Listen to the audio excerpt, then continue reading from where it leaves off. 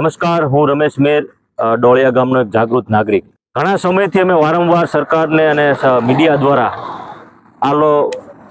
Highway ઓથોરિટીને રજૂઆત કરવા છતાં કંઈક ને કંઈક એવું લાગે છે કે હજી પણ મેં ત્યારે પણ કીધું હતું હાઈવે ઓથોરિટી જાણે કેમ કોઈ મોટો દુર્ઘટના બને ત્યાં સુધી રાહ જોઈ રહી એવું લાગે છે. હાલમાં તમે જુઓ કે ડોળિયા બાઉન્ડ્રીનો જે અત્યારે પુલ છે, પુલ ઘણા સમયથી બિસ્માર હાલતમાં છે. ઘણી વખત આપણે રજૂઆત કરી, ઘણી વખત વિડીયા મેકલ્યા, બધું મેકલ્યું, પણ હજી પણ તંત્ર અને સરકાર બે ઊંઘતું હોય ને એવું લાગે છે.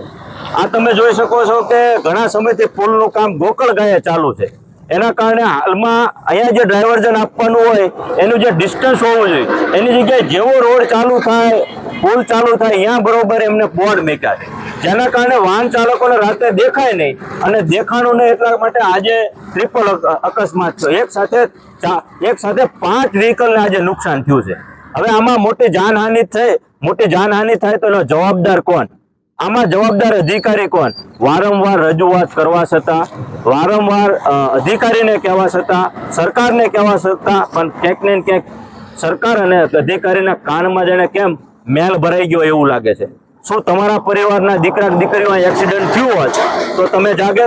શું તમારા પરિવારના મા બાપ એક્સિડન્ટ થયા હોત તો તમે જાગે? તંત્ર અને તંત્રના લોકો હજી પણ ઘોર નિંદ્રામાં છે.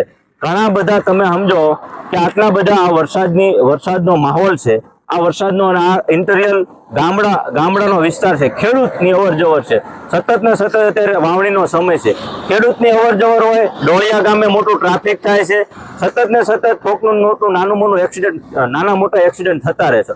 ક્યાં સુધી ડોળિયા ગામ અને અહીંના વાહન ચાલકોને તમારા પાપે આ ભોગવવાનું રહ્યું?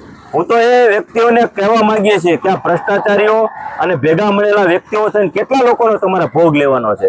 તો અમારી તાતી માંગણી છે કે આ પુલ તાત્કાલિક અસરથી ચાલુ કરવામાં આવે અને જે કાયદેસર રીતે જે ડિસ્ટન્સ હોવું જોઈએ તમારે ડાયવર્ઝન આપવાનું એ કેમ નથી મૂક્યું? કેમ અધિકારીને ખબર નથી પડતી કેટલા ડિસ્ટન્સે તમારે ડાયવર્ઝનનું બોર્ડ મારવાનું હોય? માત્ર ને માત્ર પુલ ચાલુ થાય ત્યાંથી તમે ડાયવર્ઝનને આખો ડાયવર્ઝન આપ્યું છે, જેના કારણે રાહદારીઓને અને વાહન ચાલકોને દેખાતું નથી અને એના કારણે આવડા મોટા એક્સિડન્ટ થાય છે.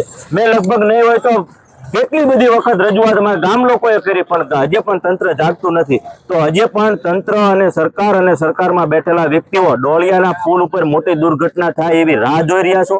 જો આ રાહ ન જોતા હોય તો તાત્કાલિક પહેલા તો આ અધિકારી ઉપર એક્શન લ્યો કે જેને યોગ્ય ડિસ્ટન્સે આ ડાયવર્ઝન નથી મૂક્યું. એ કોન્ટ્રાક્ટર ઉપર તમે એક્શન લ્યો કે જેને યોગ્ય જગ્યાએ ડાયવર્ઝન નથી મૂક્યું અને મૂક્યું છે તો ચોકસાઈથી નથી મૂક્યું. એના ઉપર એક્શન લ્યો તો ખબર પડશે કે તમે જનતાના હિતમાં છો. નહીતર અમે માનશું કે તમે કોન્ટ્રાક્ટર, કંપની અને અધિકારીને બચાવવા માટે સરકાર અત્યારે એમના તળિયા ચાટી રહી છે. જય જવાન, જય કિસાન.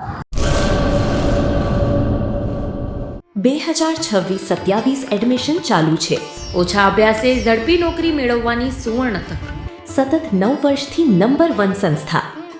અનેક વિદ્યાર્થીઓ સરકારી નોકરી મેળવી ચૂક્યા છે. ફાયર સેફટી કોર્સની થિયરી અને પ્રેક્ટિકલ તાલીમ સચોટ રીતે આપતી એકેડમી એટલે Gujarat industrial fire and safety academy. પ્રવેશ લાયકાત ધોરણ 10 થી 12 પાસ. આપ સૌ વાલીઓ અને વિદ્યાર્થીઓના સહકારથી સતત નંબર 1 રહેલી સંસ્થા 8 વર્ષ પૂર્ણ કરી 9મા વર્ષમાં મંગલ પ્રવેશ કરે છે. ભવિષ્યના ઘડતર અને સારી નોકરી મેળવવા આજે જ સંપર્ક કરો Gujarat industrial fire and safety academy, બીજા માળે રાષ્ટ્રભાષા ભવન, બસ પોર્ટની સામે, ભુજ, કચ્છ.